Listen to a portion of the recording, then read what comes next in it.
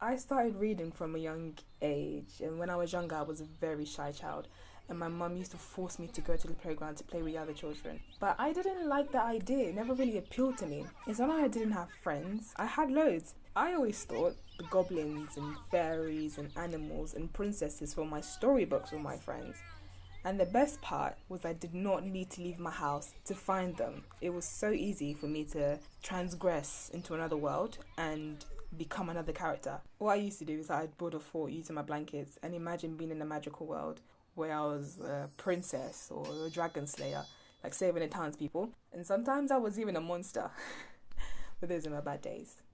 I still read books and I really do enjoy reading. I have an e-reader, but it's not exactly the same as having a physical book in your hands. I mean, the weight of it, for one, is just completely different because you run your hands through the pages and it just feels so sensational. You get that new book smell that is just comforting and that warmth you get from it. And running your hands across the front cover of a new book, you just know that it's just promise of something new, promise of a new story that could excite you, that could make you cry, that could make you really happy.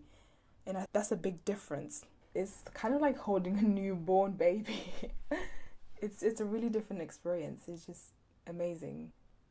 Once you get into a new book, it's really fascinating how easily you disengage from your surroundings and become so engrossed with the characters. I mean, I know they're fictional, but you can't help but become so emotionally invested in them, especially when they go through a difficult situation and you feel like their pain is now your pain because you're both engaging in the story.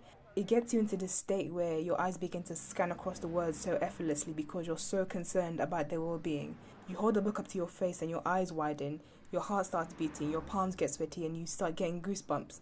And you become so worried. Will they survive through the situation?